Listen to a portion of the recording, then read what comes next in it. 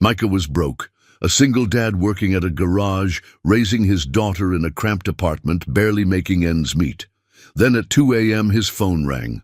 Wrong number. "I can't sleep," whispered a woman's voice. "Will you stay on the line?" He should have hung up. Instead, he said, "Yeah, I'm here." Night after night she called. Two strangers talking in darkness. No names, no faces, just honest conversation that made him feel alive again for the first time since his wife died. What he didn't know, she was Eleanor Vale, billionaire heiress hiding from scandal. When his daughter needs emergency surgery and he has no money, he desperately calls her for help. She pays for everything, then shows up at the hospital. Seeing her face changes everything. She's everything he's not. Rich, privileged, from a different world. He's angry she lied. She's terrified he only sees her money now.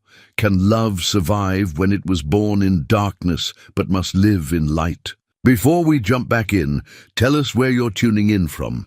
And if this story touches you, make sure you're subscribed, because tomorrow I've saved something extra special for you. The alarm clock's shrill cry cut through the pre-dawn darkness at 5:30 a.m., just as it had every morning for the past 3 years. Micah Lane's hand found the snooze button by muscle memory, his body protesting the transition from sleep to consciousness. The apartment above Murphy's muffler shop held the lingering scent of motor oil and coffee grounds, a combination that had become as familiar as breathing.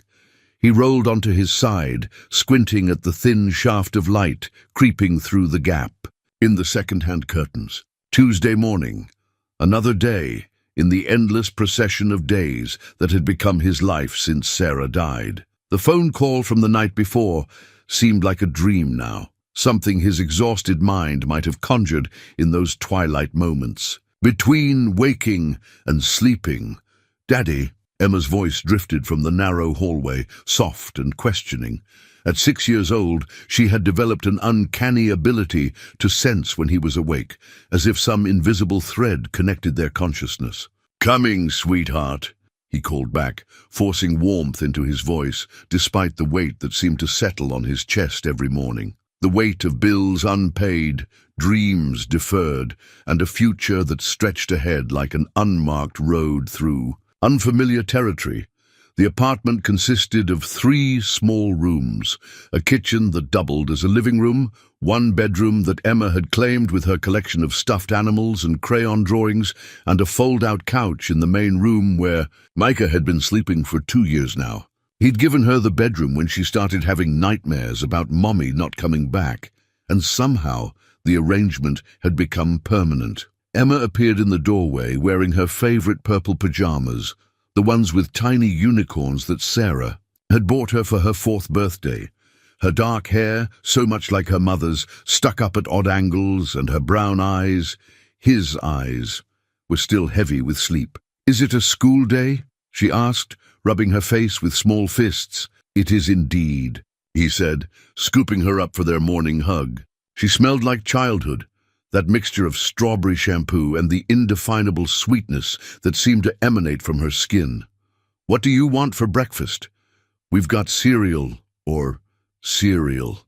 She giggled, the sound like wind chimes in a gentle breeze. "Can we have the kind with the marshmallows?" "Just this once," he said, though they both knew he said that every morning.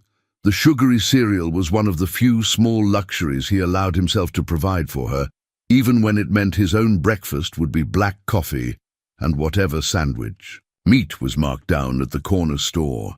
As Emma settled at their small kitchen table, with her bowl of colorful shapes floating in milk, Micah caught sight of the drawing she'd been working on the night before. It lay beside her placemat, a riot of crayon colors, depicting 3 stick figures standing in front of what appeared to be a house.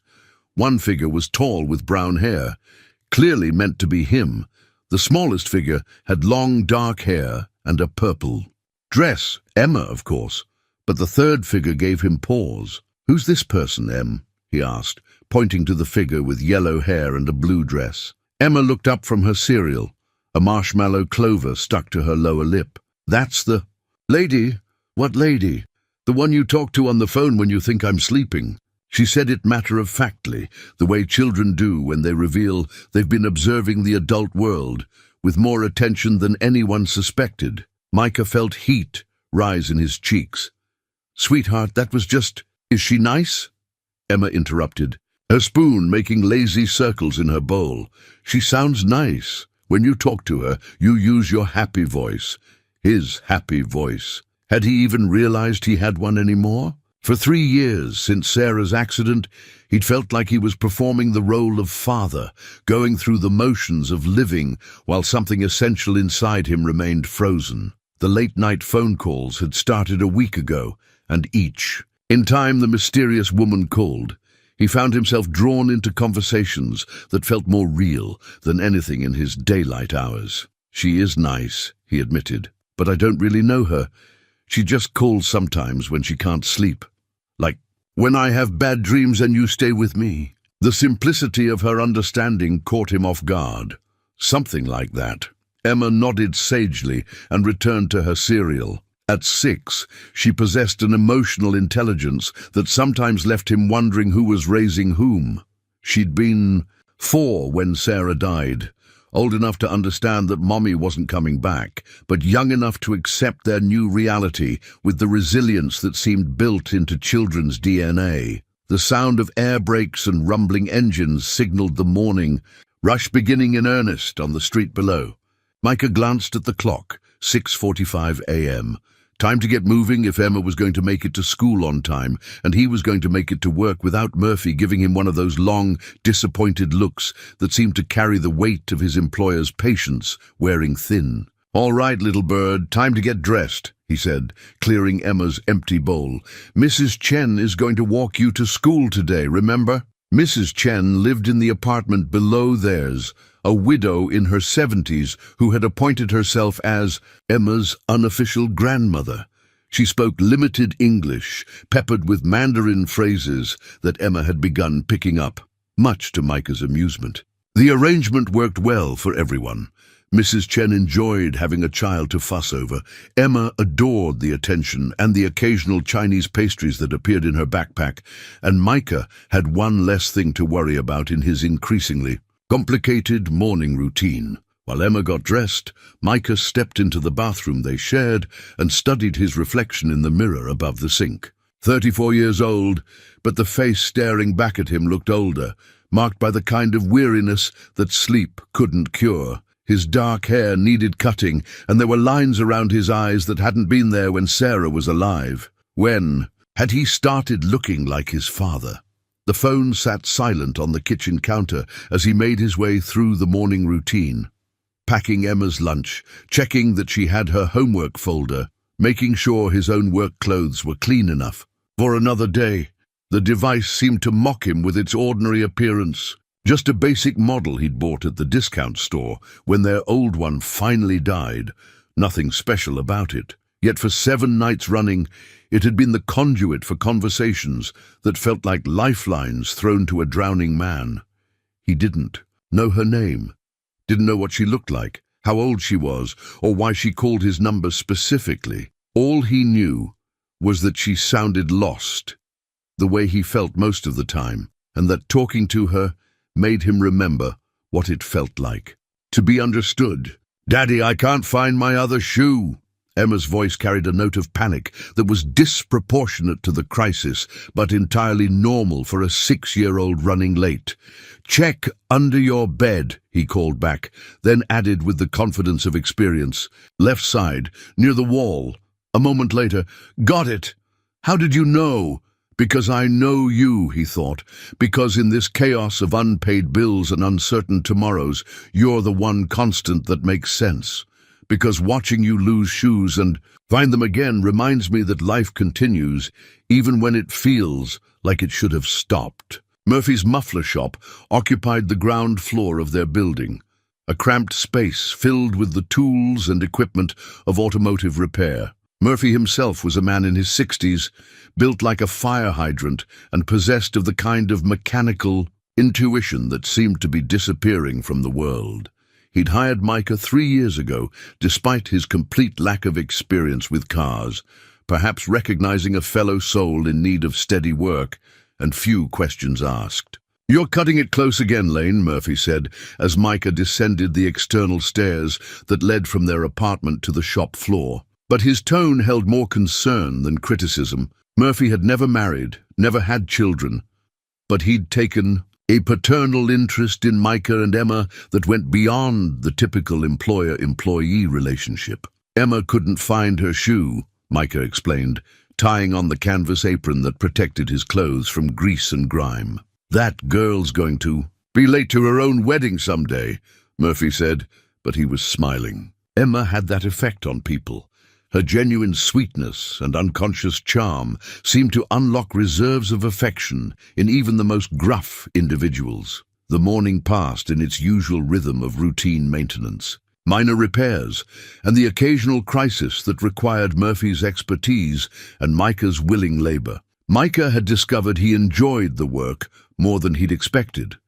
There was something satisfying about fixing things, about taking something broken and making it whole again. If only human problems could be solved with the right tools and a little patience. Around noon, during his lunch break, Micah found himself thinking about the phone call again. The woman's voice, soft and uncertain, asking him to stay on the line. He'd been half asleep when he answered, irritated at being woken up, but something in her tone had made him pause. She'd sounded so alone. He understood loneliness. It had been his constant companion since Sarah's death, following him through days filled with people and conversations, but empty of real connection. Even surrounded by the familiar noise of the shop, the chatter of customers, Emma's laughter when she came by after school, he felt isolated by the weight of his grief and responsibility. But last night, talking to a stranger in the darkness, he'd felt something crack open inside his chest. Not healing exactly, but the possibility of it. The reminder that connection could exist, that two people could share honest words across whatever distance separated them. His phone remained silent throughout the day, as it had every day since the calls started. She only called late at night, when the world was quiet and defenses were down. He found himself looking forward to it in a way that both excited and worried him. What did it mean that the highlight of his day had become a conversation with someone whose name he didn't even know? Emma arrived at the shop at 3:30, as she did every day after school. Mrs. Chen walked her over and stayed for a few minutes to chat with Murphy in her mixture of English and Mandarin, while Emma showed Micah her schoolwork and helped herself to the peppermints Murphy kept in a jar on his desk. "We learned about families today," Emma announced, settling into the folding chair Murphy had designated as hers. "Mrs. Patterson said families come in all different shapes and sizes." "That's true," Micah agreed, wiping his hands on a rag. "What kind of shape is our family?" Emma considered this seriously, swinging her legs from the chair. "I think we're like a circle with a piece missing, but maybe someday we'll find the piece that fits." The observation, delivered with the casual wisdom that children sometimes possessed, hit him square in the chest. A circle with a piece missing. "Yes, that's exactly what they were. Maybe we will, Em," he said softly.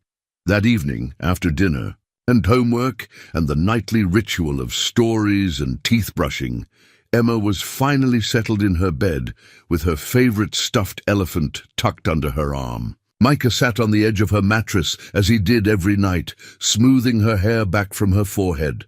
"Daddy," she said, her voice already drowsy, "when the phone lady calls tonight, will you tell her I said hi?" He smiled in the darkness. "I'll think about it." "Good. I think she's lonely like we used to be, as if loneliness was something they'd moved past rather than something that still sat in his chest like a stone. But maybe Emma was right. Maybe the calls had shifted something in their small universe, had introduced the possibility that loneliness didn't have to be permanent. He waited until he was sure she was asleep before returning to the living room, where the phone sat silent on the kitchen counter. It was only 9:30 p.m., too early. The calls always came late, after midnight, when the world felt smaller and more intimate. Micah settled onto his fold-out couch with a book he'd been trying to Read for months, but the words blurred together on the page. Instead, he found himself staring at Emma's drawing, still propped against the salt shaker where she'd left it. 3 figures in front of a house. A family, complete and whole. Somewhere across town, or perhaps across the country, for all he knew, a woman was unable to sleep, carrying whatever burden had driven her to dial a wrong number and ask a stranger to stay on the line. In a few hours, if the pattern held, his phone would ring, and once again 2 lost souls would find each other in the darkness, sharing the kind of honesty that only seemed possible when faces were hidden and real names remained secrets. He thought about Emma's words. When you talk to her, you use your happy voice. Maybe that was enough for now. Maybe the sound of his own happiness, however fragile and new, was worth the mystery and uncertainty. Maybe some connections didn't need explanations, only acceptance. The phone remained silent, but Micah found himself smiling as he waited for it to ring. At 2:17 a.m., Eleanor Vale sat in the leather chair beside her bedroom window, watching rain streak down the glass, like tears on a face she couldn't see. The mansion around her stretched through 37 rooms, each one perfectly appointed, each one empty of everything that mattered. In her lap sat a crystal tumbler filled with water and the 3 small pills that Dr. Harrison had prescribed for nights like this, when sleep felt impossible and the weight of her own thoughts threatened to crush what remained of her spirit. The phone in her trembling hand still showed the number she'd dialed 14 minutes ago. A wrong number, clearly, based on the sleepy confusion in the man's voice when he'd answered. She should have hung up immediately, should have apologized, and disappeared back into the careful isolation she'd built around herself like armor. Instead, she'd asked him to stay on the line, and he had. For 23 minutes they'd talked about nothing and everything, about insomnia and rain and the way darkness could make strangers feel like old friends. He'd told her about his daughters, fear of thunderstorms, and she'd found herself confessing that storms made her feel less alone, as if the sky was finally as turbulent as her heart. When she'd finally said goodnight, her hand had been steady for the first time in weeks. Now, hours later, she stared at the pills in her palm and made a decision that would have shocked Dr. Harrison and terrified her mother. She walked to the bathroom and flushed them down the toilet, watching them disappear in a swirl of water. If she was going to feel, she wanted to feel everything. The pain, yes, but also whatever small spark of connection had ignited during that unexpected conversation. Eleanor Constance Vale had been raised to be perfect. At 31, she was the sole heir to the Vale fortune, built over 4 generations through careful investments and strategic marriages. She'd attended the right schools, married the right man, appeared in the society pages with the right smile. Until 6 months ago, when her carefully constructed life had exploded in a scandal that made headlines from Boston to Beverly Hills. The photos had been everywhere, her fiancé Charles Pemberton III emerging from the Four Seasons with her best friend Vivian, their faces flushed with the kind of passion Eleanor had never inspired in Charles, despite 3 years of engagement. The wedding, planned for 400 guests at her family's Newport estate, had been called off. The deposits, all non-refundable, the humiliation, absolute. But it wasn't the betrayal that had broken her. It was the realization that she felt. Relief.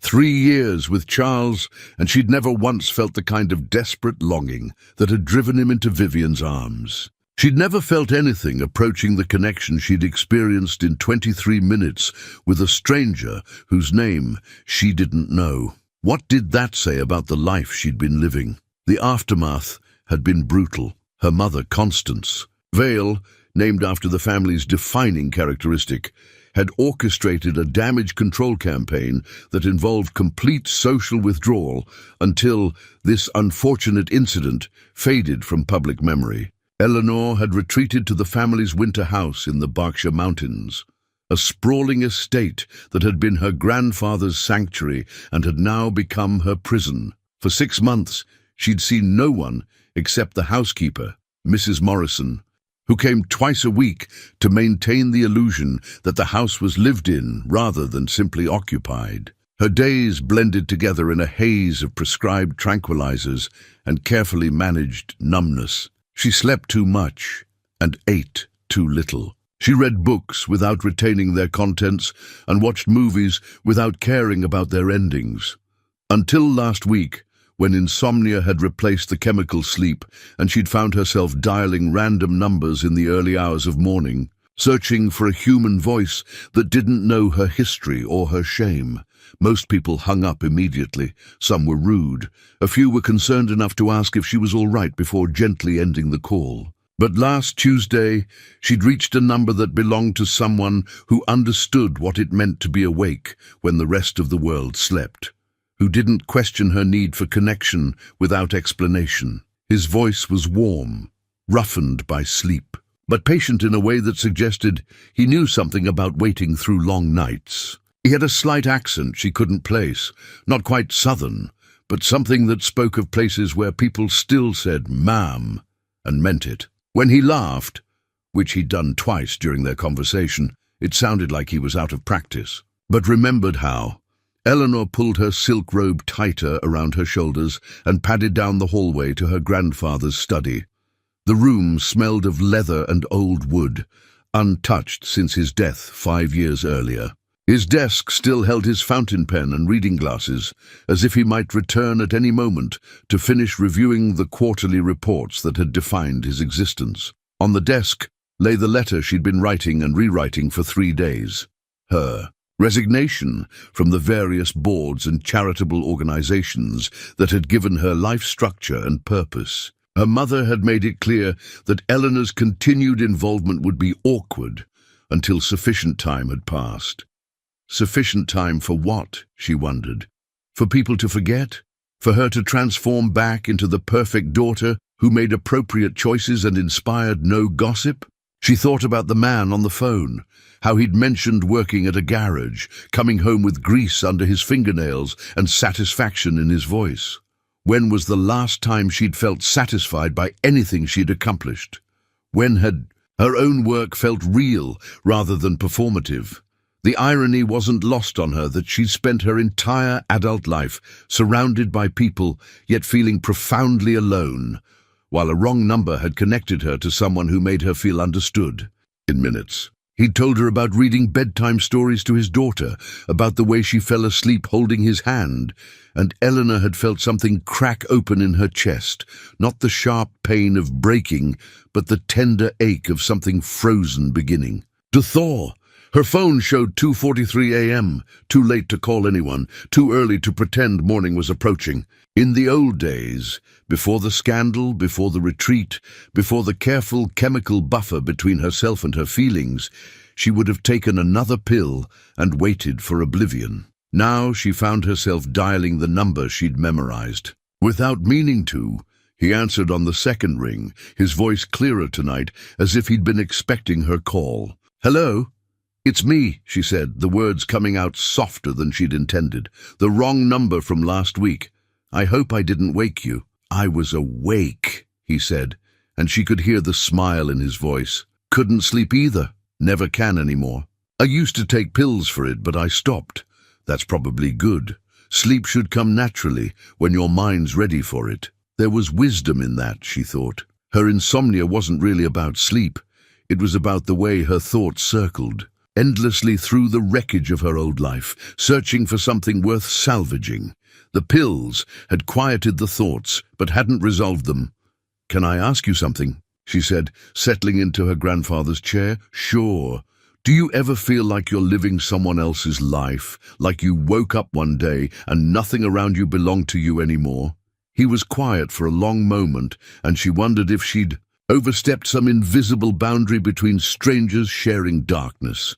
"Every day since my wife died," he said finally, "I keep waiting to feel like myself again, but I don't know if that person exists anymore." The honesty in his voice took her breath away. When was the last time someone had spoken to her without calculation, without considering how their words might be used or repeated or turned against them? "I'm sorry," she said, "about your wife."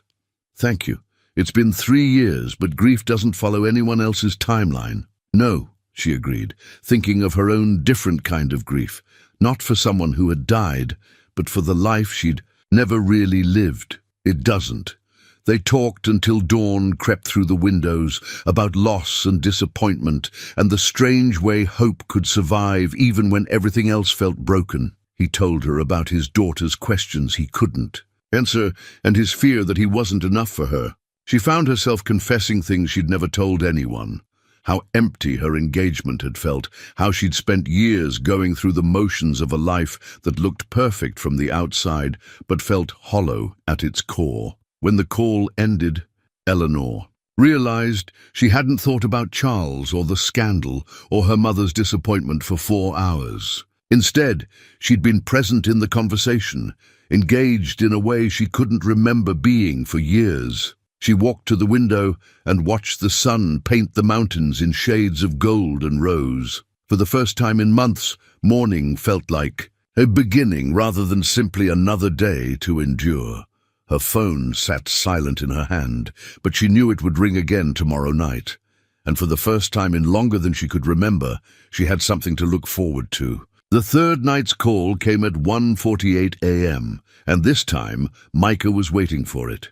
He'd found himself checking the clock every few minutes after midnight, a behavior that would have worried him if it didn't feel so natural. When the phone finally rang, he answered before the second chime. "You're up early tonight," he said instead of hello. Her laugh was soft, surprised. "Is it that obvious I've been thinking about calling for the past hour?" "Takes one to know one." He settled back against the pillows he'd arranged on his fold-out couch, making himself comfortable for what he hoped would be another long conversation. "What's keeping you awake tonight?" "The same thing as always. Too many thoughts. Not enough. Peace." She paused, and he could hear the sound of rain against windows. "What about you?" Micah looked down at his left hand, where Sarah's wedding ring still circled his finger like a golden chain. He'd been twisting it absently while waiting for the call, a habit he'd developed in the months after her death. Tonight, for the first time. The gesture felt more like a choice than a compulsion. "I've been thinking about my wife," he said. "Sarah. She died 3 years ago in a car accident." The words came easier than he'd expected. He'd told the basic facts to doctors, lawyers, social workers, Emma's teachers, but he'd never really talked about Sarah herself, about what losing her had meant beyond the practical complications of single parenthood and financial hardship. "Tell me about her," the woman said gently, "if you want to." And somehow he did want to. In the darkness of his small apartment, speaking to someone whose face he couldn't imagine, Micah found himself describing Sarah in ways he hadn't been able to since her funeral. How she hummed while cooking, always slightly off-key but with such joy that it made him smile. How she could make Emma laugh until she got hiccups just by making silly faces. How she'd leave little notes in his lunchbox, nothing profound, just "have a good day" or "Emma drew you a picture," or sometimes just a heart drawn in blue ink. "She sounds wonderful," the woman said when he finished. "You loved her very much." "I did. I do." He twisted the ring again, feeling its familiar weight. "But lately I've been wondering if holding on to her so tightly is fair to Emma, or to me." It was the first time he'd admitted that doubt aloud, even to himself. The guilt that followed the words was immediate and sharp. "What do you mean?" "Emma draws pictures of families with 3 people in them, and lately she's been asking about the woman I talked to on the phone. She's 6 years old, and she's trying to take care of me. That's not right. Children are wiser than we give them credit for," the woman said thoughtfully. "Maybe she's not trying to take care of you. Maybe she's trying to tell you it's okay to let someone else in." The idea settled into his chest like a warm stone. He'd been so focused on preserving Sarah's memory that he'd never considered Emma might need something different from him. Not the shrine he'd built to her mother's memory, but permission to build new memories with new people. "Can I ask you something?" he said. "Always? Why do you call? I mean, there are helplines, people trained for this kind of thing. Why a random number?" She was quiet for so long he wondered if he'd crossed a line. When she finally spoke, her voice was smaller, more vulnerable than he'd heard it before. "Because helplines want to fix me, and I don't think I'm broken in a way that can be fixed. They want to give me strategies and coping mechanisms, but what I really need is just this. Someone to talk to who doesn't know what I'm supposed to be." There was a story behind those words, layers of pain and expectation that he wanted to understand. But he sensed she wasn't ready to share more, and he'd learned that patience was often the kindest gift you could give someone carrying a heavy burden. "I understand," he said. "Sometimes it's easier to be honest with a stranger." "Exactly. With you, I can just be me, whoever that is." They talked until nearly 4 in the morning, sharing stories that felt too intimate for daylight, but perfectly natural in the cocoon of darkness and distance. She told him about a childhood spent in boarding schools, always trying to meet expectations that seemed to shift just out of reach. He described the terror of those first months after Sarah's death, when he'd had no idea how to braid Emma's hair or help with her homework, learning to be both mother and father through trial and error. When the call ended, Micah lay awake watching the ceiling and thinking about the ring on his finger. For 3 years, he'd worn it like a badge of loyalty, proof that some loves were too deep to survive. But tonight, it felt less like a chain and more like a bridge, something that honored the past while acknowledging the possibility of a future. The next morning brought a reality that felt harsher in contrast to the warmth of the night's conversation. Emma's cereal box was nearly empty, and when Micah checked his wallet, he found exactly $37, not enough for groceries and gas, and payday was still 4 days away. The notice on their door was yellow and official, with words like "final" and "eviction" printed in bold letters. Micah crumpled it quickly before Emma could see, but the damage was done. They had 2 weeks to come up with 3 months back rent, or they'd lose the apartment. "Daddy, why do you look sad?" Emma asked as they walked to school together. Mrs. Chen had been under the weather, so Micah was taking a late start at work to handle the school run himself. "Just thinking about grown-up stuff," he said, forcing a smile. "Nothing for you to worry about." But Emma had inherited Sarah's ability to read his moods like weather patterns. She slipped her small hand into his and squeezed. "Is it about money?" The directness of the question caught him off guard. He'd tried so hard to shield her from their financial struggles, but children noticed more than adults wanted to believe. "Sometimes money is tight," he admitted carefully, "but we always figure it out." "Maybe the phone lady could help," Emma said with the simple logic of childhood. "She sounds nice, and rich people like to help people, right?" The innocence of the suggestion hit him like a physical blow. The idea that his 6-year-old daughter was worried enough about their situation to suggest asking a stranger for help made him feel like he was failing at the most basic requirement of fatherhood, providing security. "We don't know if she's rich, sweetheart, and it's not polite to ask people for money, but if she wanted to help." Micah stopped walking and knelt down to Emma's level, taking her small hands in his. Listen to me. Whatever happens with money or apartments or anything else, we're going to be okay. That's my job, taking care of you, not anybody else's." She nodded solemnly, but he could see the worry lingering in her brown eyes. At 6 years old, she was already learning that adults couldn't always keep their promises about safety and security. That night, as he waited for the phone to ring, Micah found himself staring at Sarah's ring again. She'd been practical about money, good at stretching dollars and finding creative solutions to financial problems. What would she tell him to do now? How would she handle the impossible choice between pride and desperation? When the call came at 2:23 a.m., he almost didn't answer. The gulf between his reality and the comfortable intimacy of their conversations felt too wide to bridge. But her voice, when it came, carried something he hadn't heard before, a note of excitement, almost happiness. "I did something today," she said without preamble. "Something I haven't done in months. I went outside, and despite everything, the Eviction notice, the empty wallet, the weight of responsibility that never left his shoulders. Micah found himself smiling into the darkness. "Tell me about it," he said, and meant it completely. Eleanor sat in her grandfather's chair with a fountain pen poised over cream-colored stationery, the kind of paper that whispered of old money and careful breeding. She'd been staring at the blank page for 20 minutes, trying to find words for feelings she'd never been taught to express. Dear. That was where she stopped every time.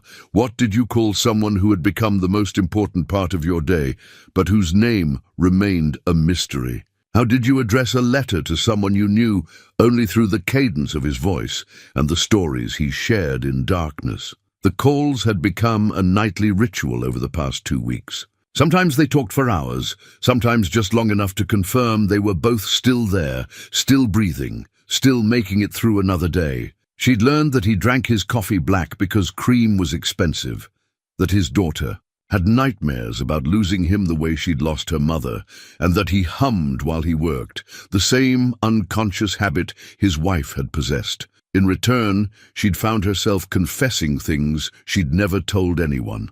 How she'd spent her entire engagement feeling like she was watching someone else's life through a window. How she'd never been allowed to choose her own career, her own friends, her own path. How the scandal that had destroyed her reputation had actually felt like liberation, even as it broke her heart. But what she hadn't told him was her name, or where she lived, or why a woman with access to everything money could buy spent her nights calling strangers for company. The omissions felt heavier each time they spoke, like stones accumulating in her chest. She set down the pen and walked to the window overlooking the estate's gardens. November had stripped the trees bare, leaving a landscape of elegant bones against the grey sky.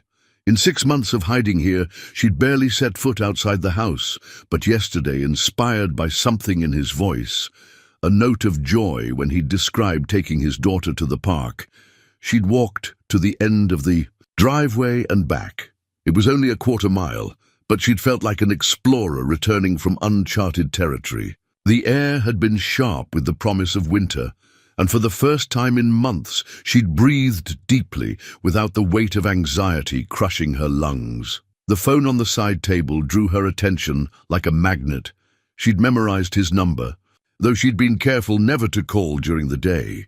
Their connection belonged to the night hours, when the world was quiet and pretense fell away like shed clothing. But she'd found herself looking up the area code, discovering it belonged to a small town 3 hours south of her estate. Close enough to drive to in an afternoon, far enough to feel safely distant. What would it be like to see his face, to watch his expressions change as he spoke? Sometimes she caught herself imagining him.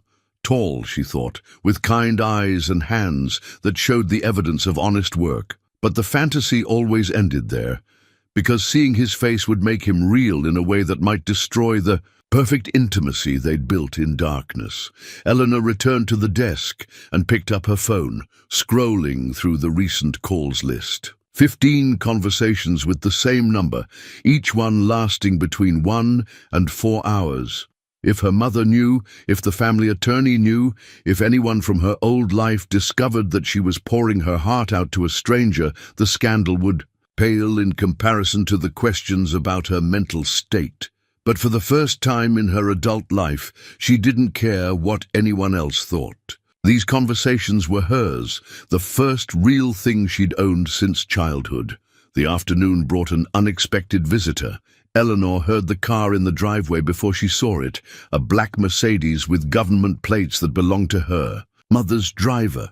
Through the window, she watched Constance Vale emerge from the back seat like a general preparing for battle, her steel-grey hair perfectly coiffed despite the wind, her expression set in lines of determination and disappointment. Eleanor had 10 minutes to prepare before her mother knocked, 3 sharp raps that somehow conveyed both authority and impatience. When Eleanor opened the door, Constance swept past her into the foyer without invitation, her sharp eyes cataloguing the changes 6 months of isolation had wrought in her only child. "You've lost weight," her mother observed, removing her gloves. "With practiced efficiency. And you're pale. When was the last time you saw sunlight?" "Hello, Mother. It's lovely to see you too." Constance's expression softened by degrees, revealing the worry she rarely allowed herself to show. "Darling, you can't hide up here forever. The Pemberton situation has been forgotten by everyone except you. It's time to come home." They sat in the living room that overlooked the mountains, two women who shared blood but little understanding. Constance had never grasped that Eleanor's retreat hadn't been about shame over the broken engagement. It had been about the revelation that she'd never really wanted the life that engagement represented. "I've arranged for you to attend the Whitmore Foundation Gala next month," her mother continued. "Nothing dramatic, just a quiet reappearance. You'll wear the blue Valentino, say hello to a few old friends, and remind everyone that you're perfectly fine. What if I'm not perfectly fine?" The question hung between them like a bridge neither knew how to cross. Constance had been raised in an era when women endured rather than examined, when therapy was whispered about and emotions were private burdens to be carried with grace. "Of course you're fine," her mother said firmly. "You're a veil. We don't break, we bend. And we certainly don't disappear from society because of one unfortunate incident." That night, Eleanor waited until nearly 3 a.m. to make the call, her conversation with her mother still echoing in her head like a migraine. When he answered, his voice carried the warmth she'd come to depend on, but underneath it she heard something new. Strain, perhaps, or worry. "Rough day?" she asked. "You could say that. My boss gave me a warning about coming in late. Apparently taking my daughter to school is less important than being at work by 7 a.m. sharp." She wanted to say that any employer who didn't understand her father's priorities didn't deserve his loyalty. But the words felt hollow coming from someone who'd never worried about paying rent or keeping a job. "I'm sorry, that's not fair." Fair doesn't really enter into it when you need the paycheck. His laugh was tired, edged with frustration. "What about you? You sound different tonight." Eleanor stared out at the mountains, black silhouettes against a star-filled sky. "My mother came to visit. She wants me to return to my old life, pretend the past 6 months never happened." "Do you want to go back?" The question was simple, but the answer felt like standing at the edge of a cliff. Going back meant safety, predictability, the comfort of expectations she knew how to meet. Staying meant uncertainty, but also the possibility of becoming someone she'd never been allowed to be. "I don't know who I am if I'm not who I was," she admitted. "Does that make sense?" "Perfect sense. I've been thinking the same thing lately." His voice grew quieter, more intimate. "Sometimes I wonder if we're supposed to become new people after we lose our old lives. Maybe that's not something to fight." They talked until dawn, two souls in transition, trying to map the territory between who they'd been and who they might become. When the call ended, Eleanor walked outside to watch the sunrise, feeling the frost crunch beneath her bare feet and not caring that it was probably foolish to be standing in her nightgown in November. For the first time in months, she felt awake. The newspaper clipping had been folded and unfolded so many times that the creases threatened to tear through the headline, "Veil Heiress Flees After Wedding Scandal." Eleanor kept it hidden in her grandfather's desk drawer, though she couldn't explain why she tortured herself by reading it every few days. Perhaps because the woman described in the article, spoiled, privileged, humiliated by her own poor judgment, bore so little resemblance to the person she'd become in these months of exile. The photograph accompanying the story showed her leaving the Four Seasons on the night she'd discovered Charles with Vivian, her face a mask of composure that had cost her everything to maintain. She'd perfected that expression over 31 years of public appearances.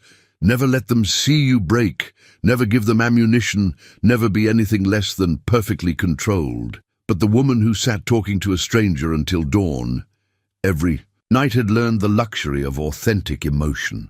She'd cried on the phone with him when he described reading his wife's journal and finding an entry about how proud she was of the father he'd become.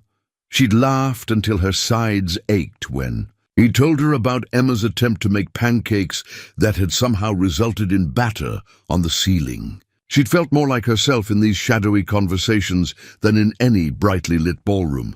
Tonight's call came earlier than usual, 11:47 p.m., and his voice carried a weight that made her sit up straighter in her chair. "I need to tell you something," he said without preamble, "about my wife, about how she died." Eleanor had learned to listen for the spaces between his words, the places where pain lived in the silence. Only if you want to. She was coming home from her book club. It was raining, had been all day, and the roads were slick. There was a curve about 2 miles from our house. I'd driven it 1,000 times, never thought twice about it. His voice caught, and she heard him take a careful breath. The police said she probably hit the brakes too hard when she saw the deer. The car slid sideways into a tree. Eleanor closed her eyes, imagining a woman she'd never met, but felt she knew through his stories, someone who left notes in lunchboxes and sang off-key while cooking, someone who would have been hurrying home to tuck her daughter into bed. "But here's the thing I've never told anyone," he continued. "She called me from the car, right before it happened. She was only 5 minutes away, and she called to ask if I wanted her to pick up milk on the way home. We talked for maybe 30 seconds, about nothing important, and then I heard her gasp and the line went dead. The weight of carrying that moment alone for 3 years pressed against Eleanor's chest like a stone. Oh my God! I was the last person she spoke to, and we talked about milk. For 3 years I've wondered if she was distracted by the call. If I somehow caused— No! The word came out sharper than she'd intended. No, you can't think that. You were being a husband, connecting with your wife. That's what love looks like. Checking in about ordinary things because you care about the details of each other's lives. The rational part of me knows that. But rationality doesn't do much good at 3 in the morning when you're lying awake, wondering if your last conversation with the person you loved most was about grocery shopping. Eleanor understood about guilt that defied logic, her own shame. About Charles and Vivian had less to do with their betrayal than with her relief at being released from a life she'd never really wanted. How did you forgive yourself for feeling grateful that your world had exploded? Can I tell you something? She said. About my engagement? Always. She'd been saving this story, holding it back because it revealed too much about the person she'd been or tried to be. But his honesty deserved the same in return. The night before Charles and I got engaged, I called my college roommate and told her I thought I was making a mistake. Not because I didn't care about him, but because I didn't care enough. I should have been excited, nervous, something. Instead, I felt like I was accepting a job I didn't want, but couldn't afford to turn down. What did she say? That marriage was about partnership and stability, not fairy tales. That love was a choice you made every day, not a feeling that overwhelmed you. Eleanor laughed, but there was no humor in it. So I chose to choose him. For 3 years, I woke up every morning and chose to love someone I barely knew, someone who barely knew me. But you did it. You honored the commitment. Did I? Or did I just go through the motions while my real self went into hiding? She stood and walked to the window, pressing her palm against the cold glass. When I found him with Vivian, my first thought wasn't hurt or anger. It was relief that I wouldn't have to pretend anymore. They sat in silence for a long moment. Two people who had learned that sometimes love meant carrying impossible burdens. Sometimes it meant recognizing when those burdens weren't truly yours to carry. You know what I've realized, she said finally. Talking to you these past weeks, this is what I thought love was supposed to feel like. Easy conversation, comfortable silence, the feeling that someone truly sees you. I know exactly what you mean. The admission hung between them like a bridge they were both afraid to cross. They'd been dancing around this recognition for days. That what had started as comfort for two lonely souls had become something deeper, more dangerous. Are we falling in love with each other? The question slipped out before Eleanor could stop it, and she immediately wanted to take it back. Love required presence. shared experiences, the mundane reality of seeing someone at their worst. What they had was beautiful but built on mystery. "I think," he said carefully, "we're falling in love with the idea of each other, with the people we get to be when we're talking like this." It was a wise distinction, and it hurt because it was probably true. She loved the father who stayed up worrying about his daughter's future, the man who still wore his wife's ring but was learning to imagine taking it off. But would she love the person who existed in daylight, who dealt with bills and traffic and the thousand small irritations of ordinary life? "Would you want to meet?" she asked, surprising herself again. "Hypothetically?" Another long pause. "Honestly, I'm terrified it would ruin this. What we have here, it's perfect because it's separate from everything else. The real world has a way of complicating perfect things." Eleanor nodded, even though he couldn't see her. The real world had expectations, judgments, practical considerations that could poison the purest emotions. Her world especially, where relationships were evaluated for their social and financial advantages, where love was secondary to suitability. "Besides," he added, and she could hear the smile in his voice, "I'm pretty sure you're imagining me as much more attractive than I actually am." "Probably," she agreed, laughing. "I've decided you look like a movie star who happens to fix cars, and I've been picturing you as some kind of mysterious woman of the world, sophisticated and elegant." If only he knew she was sitting in a $1,000 nightgown she'd worn for 3 days straight, her hair unwashed, and her feet bare, more lost than sophisticated. But maybe that was the gift of their connection. They could be whoever they needed to be in the safety of darkness and distance. The call lasted until nearly dawn, and when it ended, Eleanor found herself staring at the newspaper clipping again. The woman in the photograph looked like a stranger now, someone whose problems belonged to a different lifetime. Whatever happened next, whether they eventually met or remained forever voices in the night, she would always be grateful for the reminder that love, real love, felt like coming home to yourself. Murphy handed Micah the key to the shop with the same ceremony another man might use to pass on a family heirloom.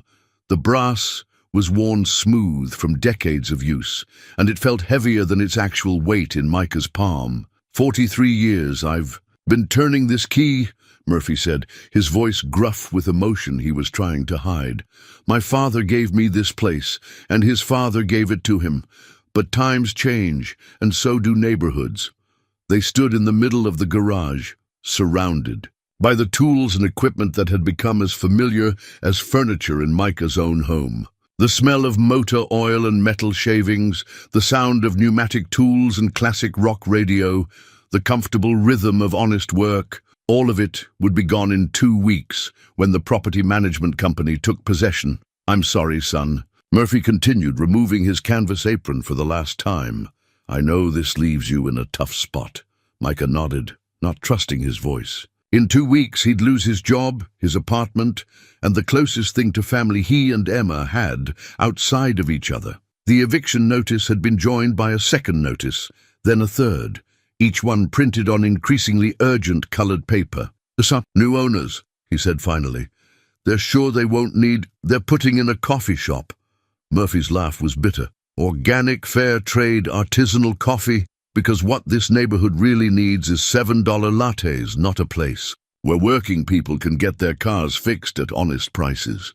That evening, Micah sat at their small kitchen table, helping Emma with her homework, while the weight of their situation pressed down on him like a physical thing. She was working on a math worksheet, her tongue poking out slightly in concentration as she counted on her fingers. "Daddy," she said without looking up from her paper, "Mrs. Patterson asked us to draw our dream house for art class tomorrow." "That sounds fun. What's your dream house going to look like?" Emma set down her pencil and gave him the serious look. That meant she'd been thinking about something important. Is it okay to dream about things that might not happen? The question hit him sideways, revealing how much she'd absorbed of their uncertain situation despite his efforts to shield her. At 6 years old, she was already learning to temper her hopes with realism, and the unfairness of it made his chest ache.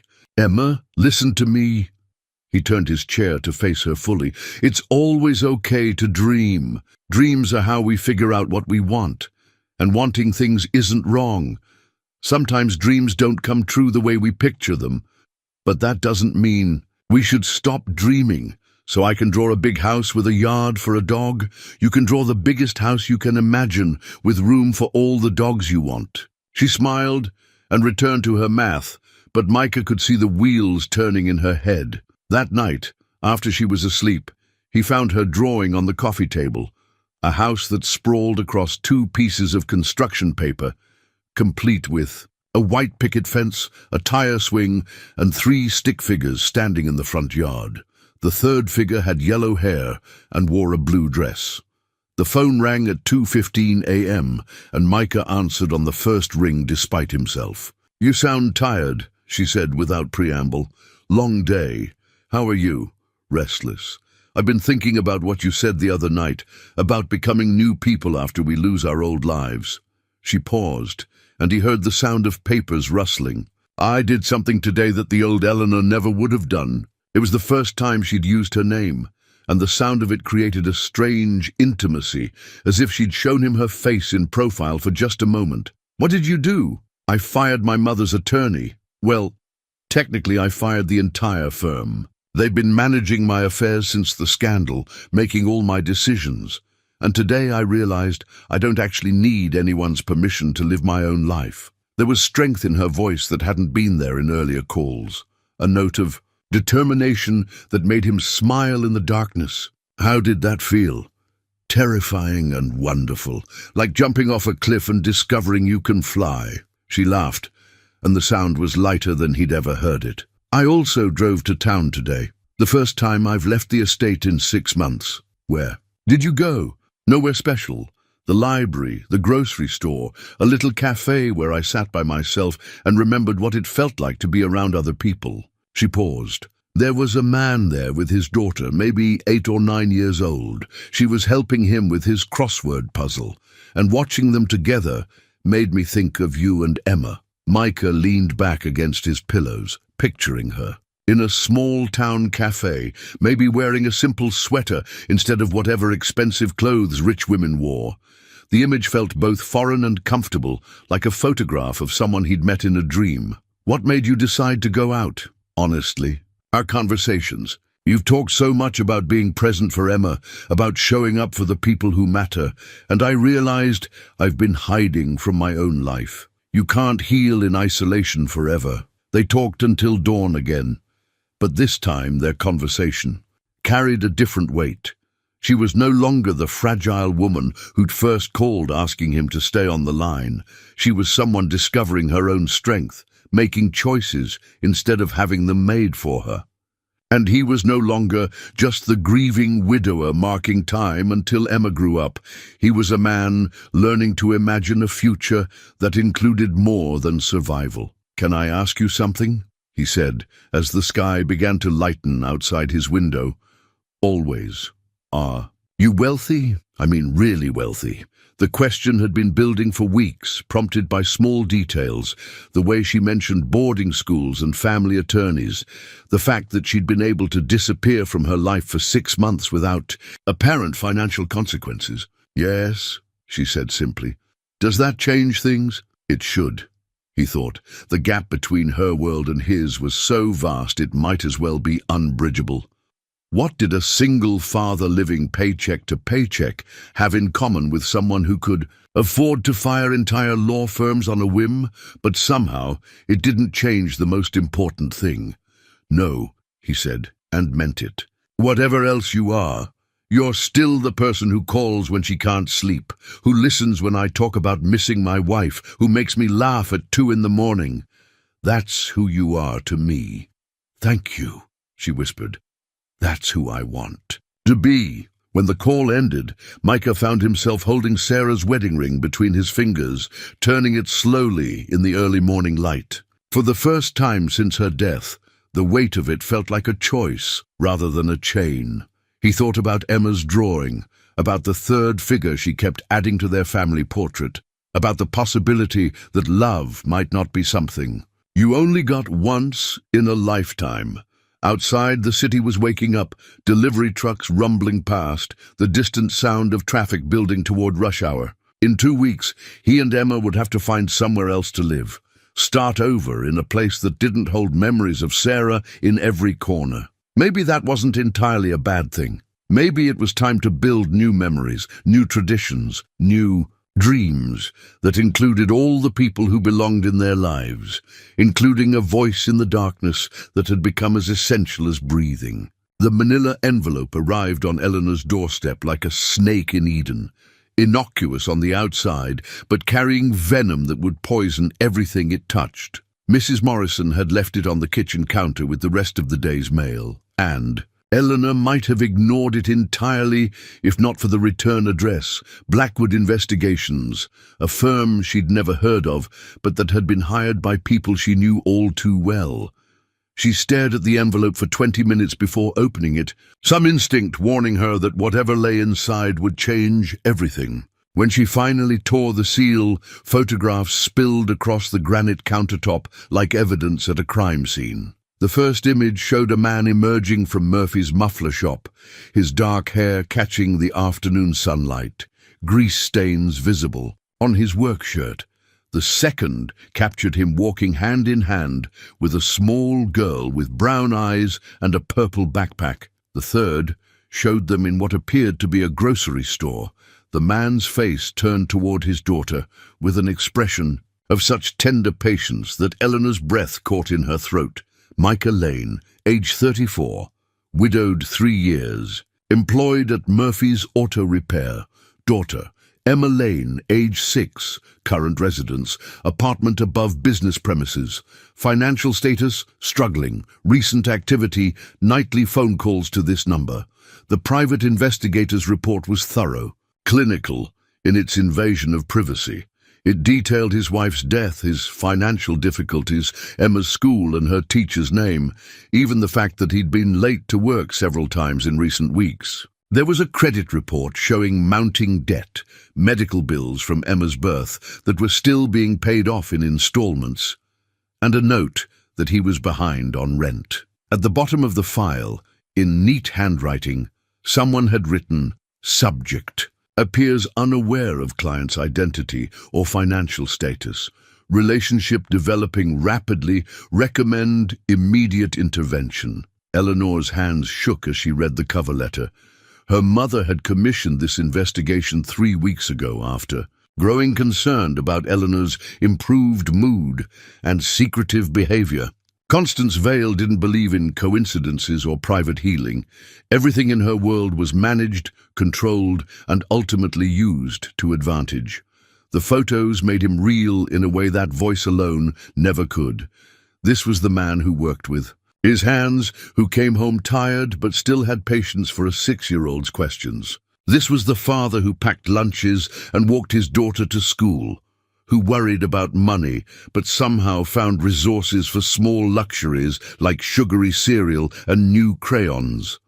This was also the man she'd been falling in love with night by night, word by word, without knowing his face or his true circumstances. But the worst part wasn't the violation of their privacy. The worst part was the timestamp on the photographs.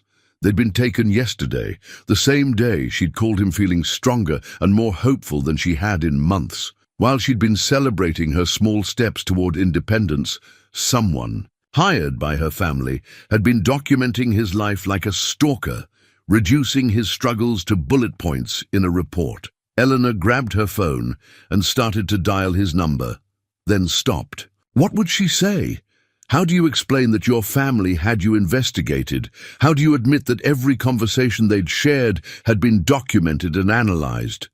More importantly, how do you tell someone you've been lying by omission about who you are when they've been completely honest with you? The phone rang at 1:43 a.m., earlier than usual. Eleanor had been sitting in the dark for hours, the investigator's report spread across her lap like accusations. When she saw his number on the display, guilt crashed over her like a cold wave. "And can't talk long tonight," he said, and his voice carried a strain she'd never heard before. "I'm sorry, I needed to hear your voice." "What's wrong?" Emma's teacher called. Apparently she's been talking about us, about the phone calls, and Mrs. Patterson is concerned about appropriate boundaries or some such nonsense. She's worried Emma is getting confused about who you are to us." Eleanor closed her eyes, feeling the weight of complications she hadn't foreseen. Of course, a 6-year-old would talk about the woman her father spoke to every night. Of course, a teacher would be concerned about a child's fascination with a mysterious stranger. What did you tell her? The truth. That you're a friend who calls when she can't sleep, and that talking to you helps me be a better father. His laugh was bitter. She didn't find that particularly reassuring. "I'm sorry. I never wanted to cause problems for you. It's not your fault. It's just," he sighed heavily, "everything's falling apart at once, and I'm starting to think I'm being selfish. Talking to you when I should be focused on figuring out our next move." This was her moment. She could tell him about the money sitting in her accounts, enough to solve his problems 100 times over. She could offer to help with Emma's expenses, with finding a new place to live, with all the practical concerns that kept him awake at night. She could be honest about who she was and what she could provide. Instead, she found herself saying, "What kind of help do you need?" The question hung between them like a bridge she was afraid to cross. She'd never asked directly before, never pushed past his pride to the practical realities that shaped his choices. He stopped, started again. "We might need to find somewhere else to live. The apartment comes with the job, and when Murphy's closes, what about money? I mean, if you could accept help from someone who cares about you." "No." The word was sharp, final. "I won't take charity, especially not from someone I've never even met. That's not who I am." The rejection hit her like a physical blow, not because she wanted to give him money, but because she realized how impossible their situation had become. He was too proud to accept help from a stranger, and she was too wealthy to ever be seen as anything other than a source of solutions to problems he needed to solve himself. "I understand," she said quietly. "Do you? Because sometimes I feel like we're living in different worlds, and I'm not sure how long we can keep pretending that doesn't matter. Different worlds. If only he knew how literally true that was." They talked for another hour, but the conversation felt strained, artificial in a way their calls never had before. He was worried about practical things, jobs, apartments, Emma's stability. She was worried about abstract things, whether their connection could survive the truth, whether love built on partial honesty could ever be real. When the call ended, Eleanor sat in the darkness holding the photographs of his face, trying to reconcile the man in the images with the voice she'd come to love. He looked tired in the pictures, older than 34, worn down by responsibilities that never let up. But there was something in his expression when he looked at his daughter, a fierce protectiveness, a tenderness that made her understand why Emma felt so secure despite their uncertain circumstances. She thought about the easy way he'd rejected, her offer of help, how quickly he'd drawn the line between connection and dependency. His pride wasn't the performative kind she'd grown up around. It was the quiet dignity of someone who'd learned to stand on his own, even when the ground was shifting beneath his feet. How could she tell him that she was exactly the kind of person he wouldn't want help from? That she represented everything he was working against: inherited wealth, unearned advantages, the ability to solve problems with money rather than effort? Eleanor picked up her phone and scrolled to his number, her thumb hovering over the call button. She could dial and confess everything: her real name, her family's investigation, the trust fund that could change his life if he'd let it. She could tell him that she'd been falling in love with him, not despite their different circumstances, but because he'd shown her what authentic living looked like. Instead, she set the phone aside and walked to her grandfather's desk, where she pulled out a sheet of stationery and began to write, "Dear Micah, there are things I should have told you from the beginning, truths I've been too afraid to share because I was terrified of losing the only real connection I've felt in years. But I'm learning that love built on incomplete honesty isn't really love at all. It's just two people falling in love with carefully edited versions of each other. My name is Eleanor Vale. She wrote for 2 hours, confessing everything, her family's wealth, the investigation, her real reasons for hiding from the world. She wrote about growing up with everything except the freedom to choose her own path, about discovering that privilege could be its own kind of prison. She wrote about how his voice had saved her from a life of careful pretense, how their conversations had taught her the difference between existing and living. When she finished, she folded the letter carefully and placed it in an envelope. Then, she put it in the desk drawer, next to the newspaper clipping. Another truth she wasn't brave enough to share. Tomorrow, she decided. Tomorrow, she would find the courage to be completely honest, even if it meant losing the only love she'd ever known was real. But tonight, she would let herself have one more conversation with a man who still believed she was just a voice in the darkness, someone simple enough to care about without complications. Tonight, she would pretend a little longer that love could be enough to bridge any distance, even the vast space between two people who lived in different worlds entirely. The phone call came at 4:17 a.m., not from Eleanor, but from the hospital. Micah jerked awake to the shrill ring cutting through his exhausted sleep, his hand fumbling for the device in the darkness. "Mr. Lane, this is Dr. Martinez at St. Mary's Emergency Department. Your daughter Emma was brought in about 20 minutes ago." The words hit him like ice water, instantly washing away any trace of sleep. "What happened? Is she okay?" "She's stable, but she's experiencing severe abdominal pain. We suspect appendicitis, and we're going to need to do surgery fairly quickly. How soon can you get here?" Micah was already pulling on clothes with one hand, the phone pressed to his ear with the other. 10 minutes, maybe less. Mr. Lane, there's one more thing. We'll need to discuss payment options before we can proceed with the surgery. Do you have insurance?" The bottom dropped out of his world. No, my employer doesn't offer it, and I can't afford private coverage. But this is an emergency, right? You can't just... We'll provide emergency stabilization, of course, but the surgery will need financial arrangements.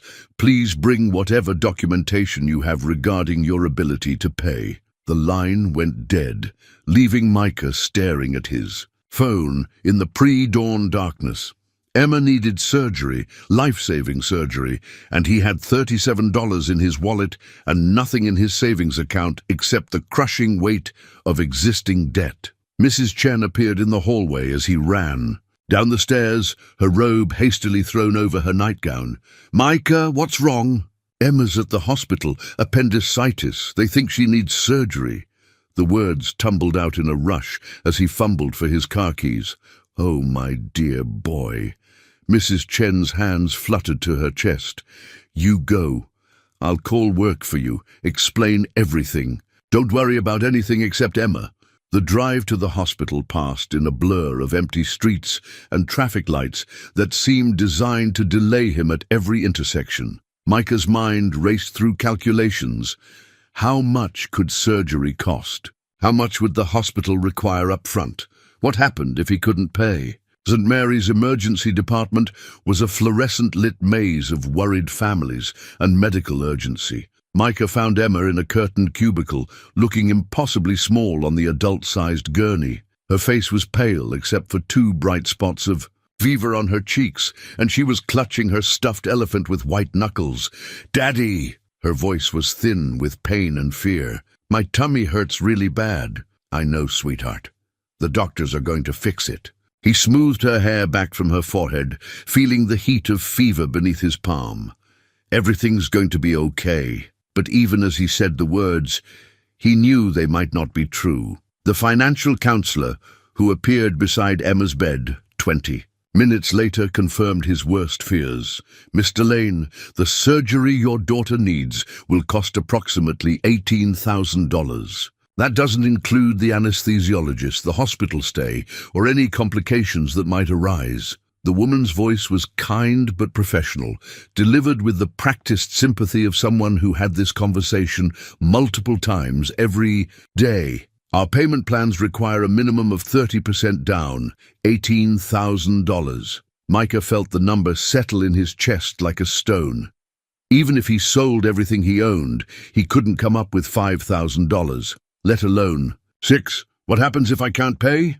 We'll provide emergency stabilization and pain management, but elective surgery. She let the sentence hang unfinished, its implication clear. This isn't elective, Micah said, hearing his voice rise despite his efforts to stay calm. Her appendix could rupture. I understand your concern, Mr. Lane.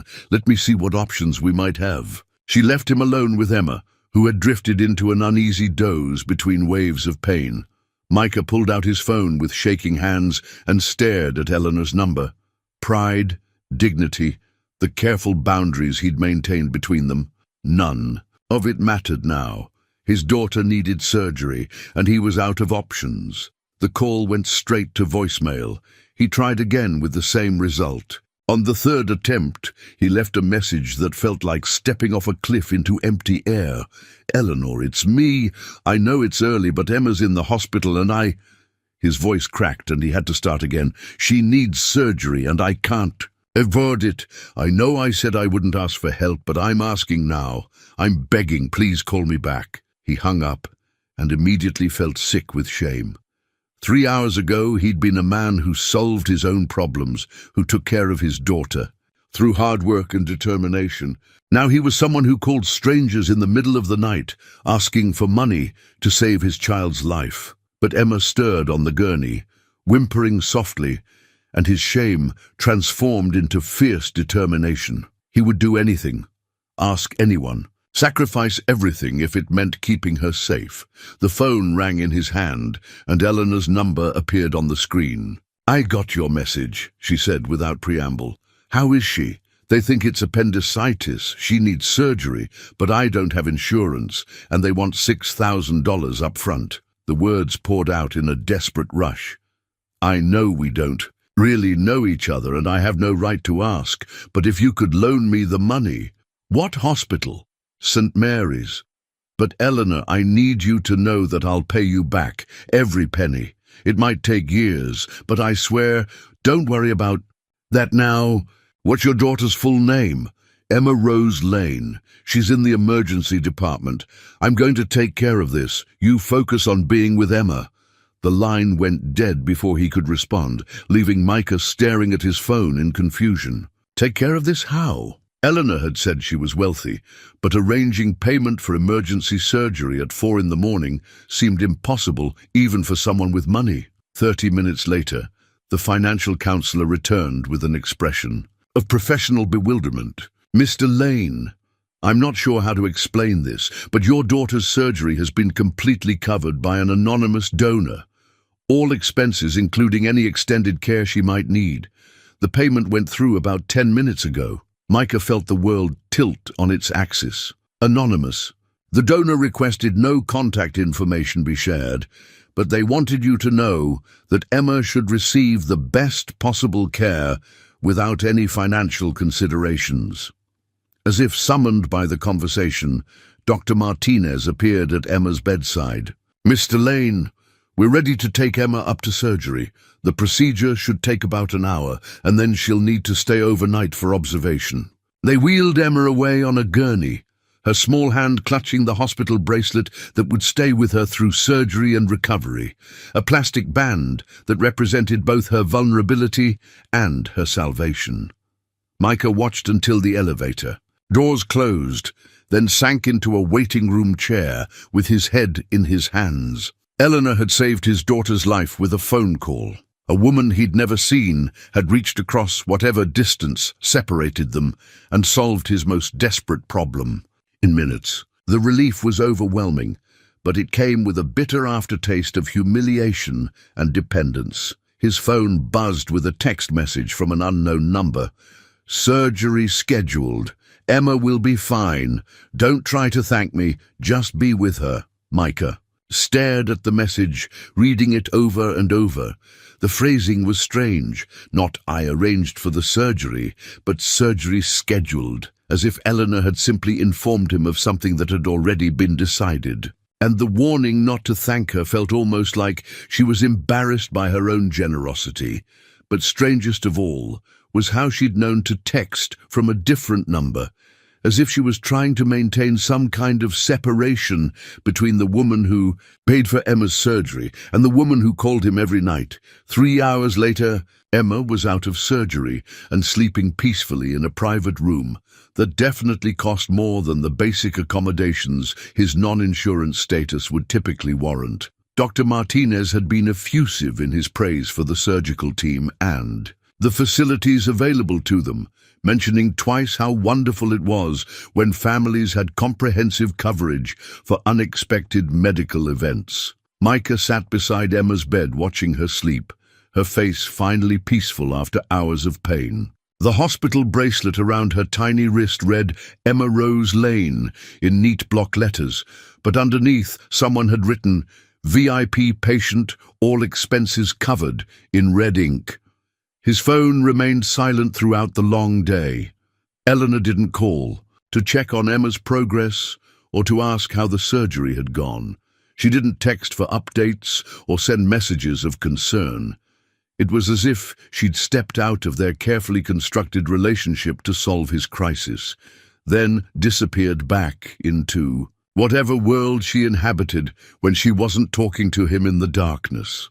By evening, when Emma was awake and complaining about the hospital food, the most beautiful sound Micah had ever heard, he began to understand the magnitude of what had happened. Someone he'd never met had spent what was probably more money than he made in a year to save his daughter. Someone who knew him only as a voice in the night had trusted him enough to cover expenses that could have run into the tens of thousands of dollars, and she'd done it all without asking for anything in return, without even wanting to be thanked. As night fell outside Emma's hospital window, Micah found himself staring at his phone, waiting for Eleanor's call. There were things that needed to be said, questions that demanded answers, gratitude that had to be expressed whether she wanted to hear it or not. But most of all, he needed to understand how a woman who claimed to be just a voice in the darkness had the power to move mountains with a single phone call,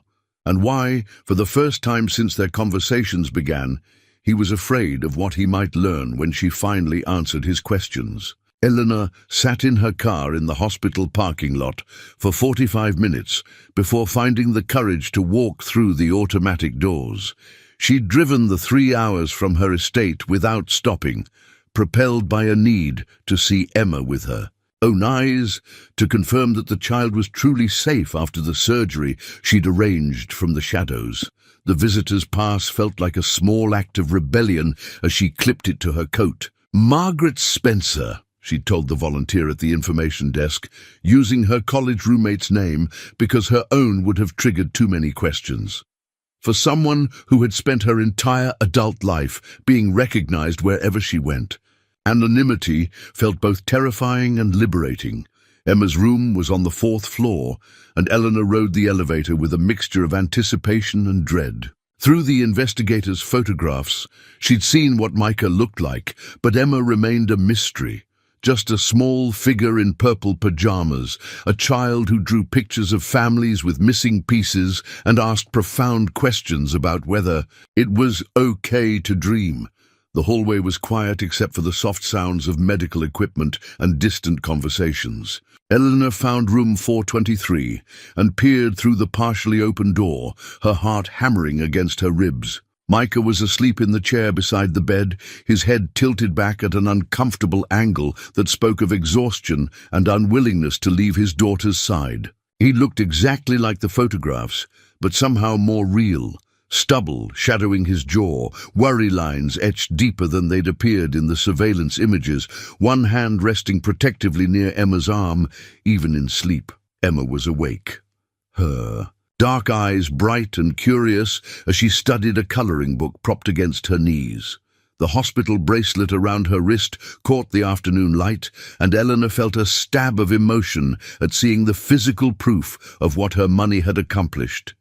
This child was alive and safe because Eleanor had been brave enough to step out of the shadows, even if only for a moment. "Hello," Emma said softly, noticing Eleanor in the doorway. "Are you a nurse?" Eleanor stepped into the room, her heart racing. "No, sweetheart, I'm just visiting." Emma studied her with the frank curiosity of childhood, taking in Eleanor's expensive coat and careful makeup, the kind of polished appearance that marked someone from a different world than hospital rooms and financial desperation. "Are you here to see my daddy? He's sleeping because he stayed up all night worrying about me." "I know," Eleanor said, surprising herself with the admission. "I mean, I'm sure he was very worried. Surgery is scary for parents." It wasn't so bad. "They gave me medicine that made me sleepy, and when I woke up, the hurt was all gone." Emma set down her crayon and tilted her head, studying Eleanor's face. "You have a nice voice. It sounds familiar." Eleanor's breath caught. Of course, Emma would recognize her voice.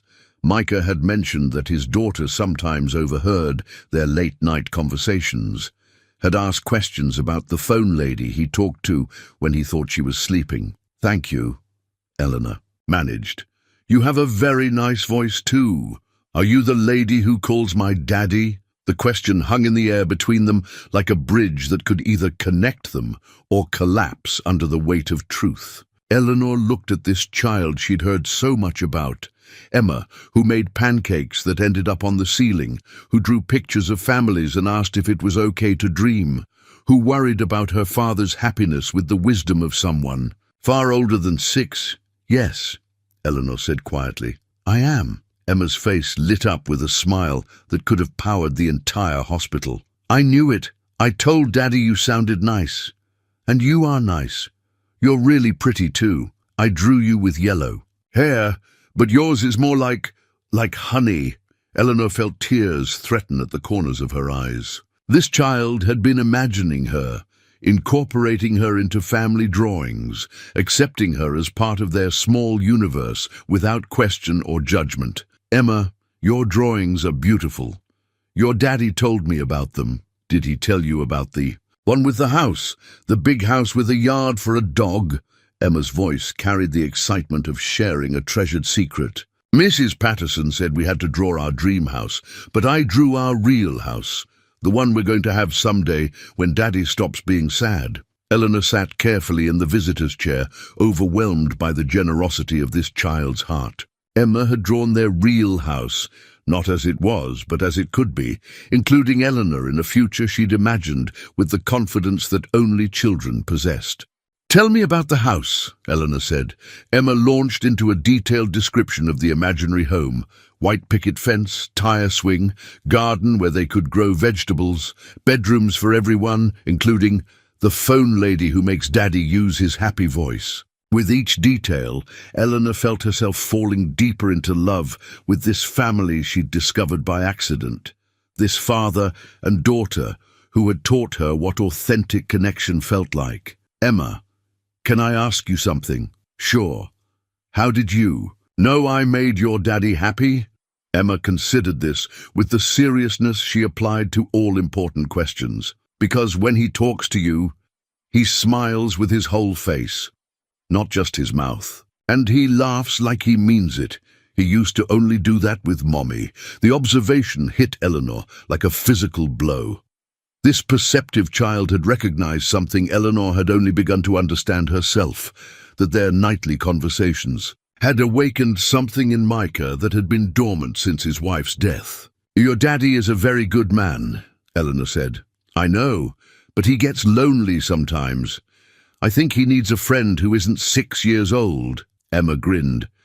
"I'm a good friend, but I'm not very good at grown-up problems." Eleanor laughed, despite her emotional turmoil. "You're an excellent friend, Emma, and you're very wise for someone who's 6. They talked for 20 more minutes while Micah slept, Emma chattering about school and her stuffed animals, and her theories about why grown-ups made things more complicated than they needed to be. Eleanor found herself relaxing in a way she hadn't experienced in years, simply enjoying the company of someone who accepted her presence without question or agenda. When Micah finally stirred, blinking awake with the disorientation of someone who'd slept poorly in an uncomfortable chair, Eleanor felt her heart stop. This was the moment of truth, when the man she'd fallen in love with through midnight conversations would see her face, and everything would change forever. Micah's eyes focused slowly, the disorientation of hospital sleep giving way to awareness. For a moment, he simply registered that Emma was awake and talking to someone, her voice animated in the way that meant she'd found a new friend. Then, his gaze shifted to the woman sitting beside his daughter's bed, and the world tilted sideways. She was beautiful in a way that seemed almost unfair. Honey-colored hair that caught the afternoon light, elegant features that spoke of good breeding, and expensive care, clothes that whispered of wealth, even in their understated simplicity. She looked like someone who belonged in magazine spreads or charity galas, not in a hospital room with a 6-year-old who had just survived emergency surgery, but it was her voice that stopped his breath. When she spoke to Emma, when she said, "Your daddy is a very good man," Micah heard the cadence that had become as familiar as his own heartbeat. This was the woman who called when she couldn't sleep, who had listened to his stories about Sarah and shared her own pain in the darkness. This was Eleanor. "Daddy!" Emma's face lit up as she noticed he was awake. "Look who came to visit. It's the phone lady, just like I thought. Her name is Eleanor, and she's even prettier than in my drawing." Eleanor turned toward him slowly, her expression a mixture of hope and terror. Up close he could see that her composure was carefully maintained, that her hands were trembling slightly where they rested in her lap. She looked like someone who had walked to the edge of a cliff and was trying to decide whether to jump or retreat. "Hello, Micah," she said softly. He stared at her, his mind struggling to reconcile the voice he knew with the face he'd never imagined. She was refined in a way that spoke of boarding schools and trust funds, elegant in a manner that made his work clothes and calloused hands feel suddenly inadequate. She was everything he'd convinced himself she couldn't be: wealthy, sophisticated, beautiful, and exactly the kind of woman who lived in a different universe than single fathers who worked in garages. "You're Eleanor," he said, because he needed to hear himself say it.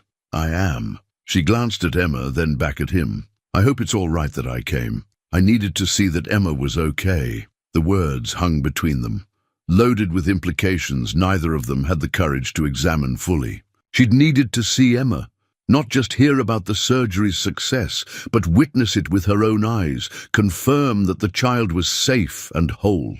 "You paid for the surgery," he said. It wasn't a question. Eleanor nodded, her chin lifting slightly, as if preparing for his anger or rejection. "Yes." "How?"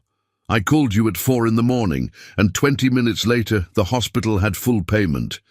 Does it matter how? But it did matter, because the speed and ease with which he'd solved his most desperate crisis suggested resources and connections that belonged to a different world entirely. People didn't simply wire $18,000 to hospitals in the middle of the night unless they possessed the kind of wealth that made such amounts trivial. "Who are you?" he asked. "I mean, really, not just Eleanor who can't sleep. Who are you in the daylight?" Eleanor glanced at Emma again, who was watching their conversation with the frank interest of a child who sensed important adult things happening but couldn't quite understand their significance. "Can we talk privately?" Eleanor asked. Micah looked at his daughter, still pale from surgery but alert and curious, then at the woman who had saved her life with a phone call. Everything in him wanted to protect Emma from whatever complications were about to unfold, but he also needed answers that couldn't wait. "Emma, sweetheart, can you rest for a few minutes while Eleanor and I talk in the hallway?"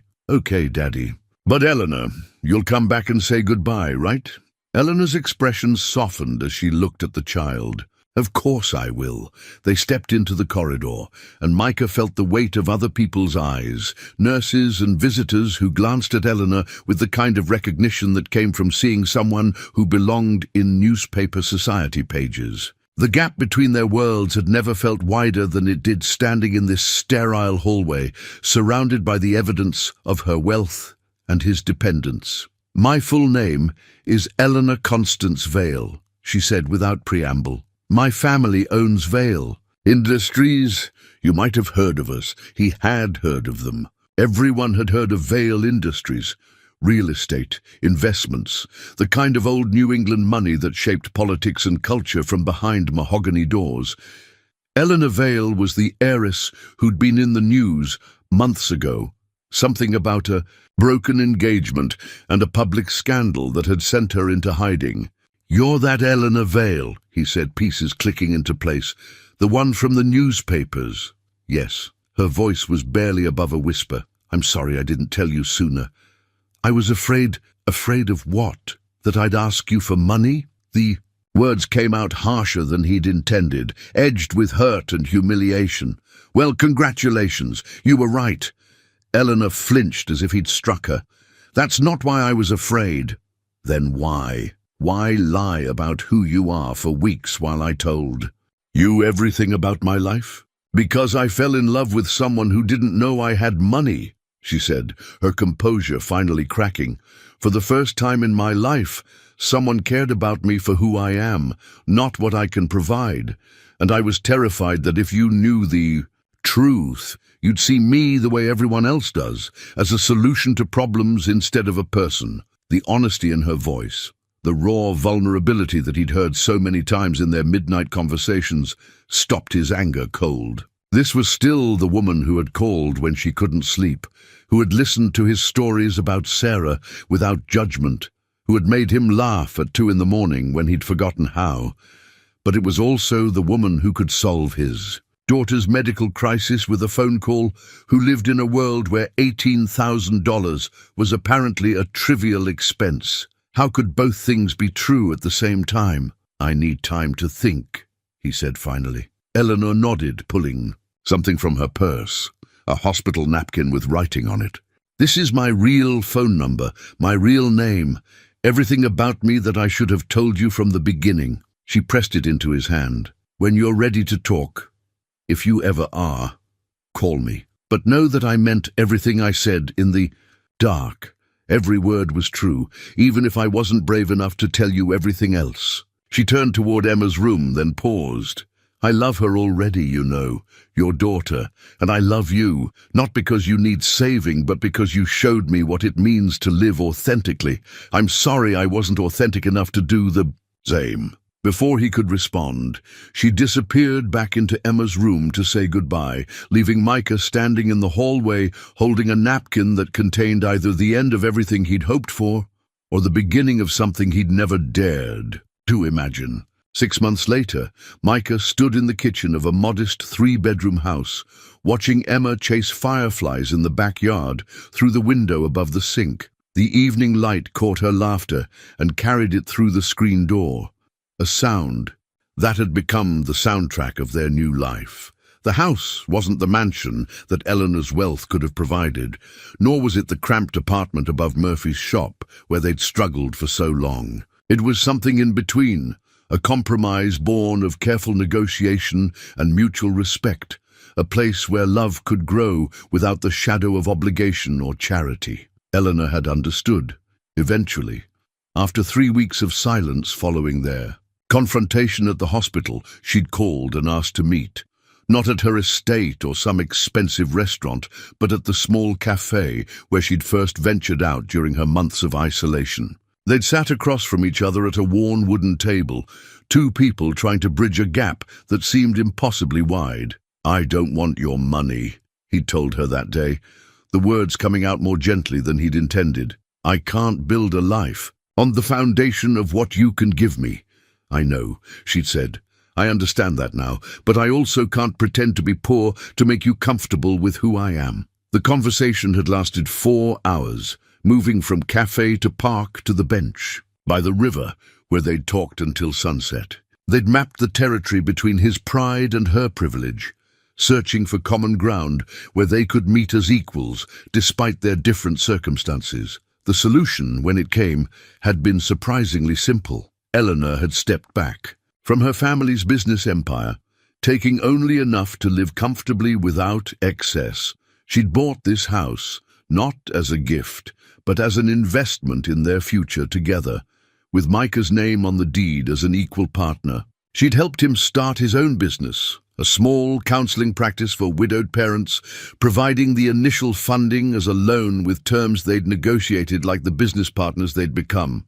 Most importantly, they'd learned to love each other in the light, seeing each other's flaws and choosing connection anyway, building something real on the foundation of honesty rather than the perfect intimacy they'd shared in darkness. The screen door opened, and Eleanor appeared with 2 cups of coffee, settling beside him at the kitchen table that had become their evening ritual. She'd changed in the month since the hospital, her expensive clothes replaced by jeans and sweaters, her carefully maintained appearance softened into something more natural and approachable, but her voice was still the same, still the sound that could calm his restless thoughts and make him smile even on difficult days. "Emma's teacher called today," she said, handing him his coffee, "about the family tree project." Micah raised an eyebrow. What kind of problem could a family tree possibly create? Apparently, Emma drew us as 3 trees with intertwined roots, and when Mrs. Patterson asked her to explain, she said that families don't have to grow from the same seed to belong together. Eleanor's smile was soft with affection. She also mentioned that her mom Eleanor used to be the phone lady, but now she lives in the same house, which confused some of the other children. Mom Eleanor. The title still caught Micah off guard sometimes, not because it felt wrong, but because it felt so right. Emma had assigned it naturally, without ceremony, the way children accept love when it appears in their lives. "What did you tell Mrs. Patterson?" "That Emma's family tree is exactly as complex and beautiful as Emma herself, and if she has any questions about modern family structures, she's welcome to call us." They sat in comfortable silence, watching their daughter. Because somewhere in the past 6 months, Emma had become theirs in every way that mattered. Collect lightning bugs in a mason jar. The yard was small but sufficient, with space for the vegetable garden Eleanor had insisted on planting, and the tire swing that Micah had hung from the old oak tree. It wasn't the life either of them had imagined, but it was the life they'd chosen, together. Eleanor had discovered the satisfaction of work that mattered, volunteering at the crisis center where Micah held his counseling sessions. Micah had learned that accepting help wasn't always weakness, that love sometimes meant letting someone else carry part of the burden. The key to their new house sat on the counter beside Eleanor's purse, a simple brass key that represented not wealth or charity, but partnership. Equal names on the deed, equal voices in the decisions, equal investment in the future they were building together. "I have something for you," Eleanor said, reaching into her pocket and pulling out a small wrapped box. Micah's heart skipped. "It's not my birthday. It's the anniversary of the first time you told me you loved me, 6 months ago today, standing in that hospital corridor when you thought I was walking away forever." He unwrapped the box carefully, revealing a simple silver band. Not expensive, not ostentatious, just a ring that would fit comfortably beside Sarah's wedding band, which he'd finally moved to his right hand 3 months ago. "Eleanor, it's not an engagement ring," she said quickly. "It's a promise ring. A promise that we'll keep choosing each other in darkness and in light, through whatever comes next." The ring fit perfectly, settling on his finger like it belonged there. When he looked up, Eleanor was watching him with an expression of nervous hope that reminded him of the woman who'd first called asking him to stay on the line. "I love you," he said, the words as natural as breathing now. Not the voice in the darkness, not the woman who saved Emma's life. "I love the person who plants vegetables and helps with homework and argues with me about the thermostat setting. I love you too," she said. "The man who makes coffee too strong and leaves his socks on the bathroom floor and still says goodnight to Sarah's picture every evening." Outside, Emma appeared at the screen door, holding her jar of fireflies. "Can we let them go now?" "I think they want to go home to their families." "Of course, sweetheart," Eleanor said. "Everyone should get to go home to their families." They walked outside together, 3 people who had found each other by accident and chosen each other on purpose. Emma unscrewed the lid of the mason jar, and the fireflies rose into the evening air like tiny stars returning to the sky. Later that night, after Emma was asleep and the dishes were done, Micah's phone rang at 2:03 a.m. But this time, it wasn't. A wrong number reaching across the darkness for connection. It was Eleanor, calling from the bedroom next door. "Are you awake?" she asked, her voice carrying the same gentle cadence that had first drawn him in. "Yeah," he said, smiling in the darkness. "I'm here. Good. I love you. I love you too. Some wrong numbers," he thought as he hung up the phone, led exactly where they're supposed to go.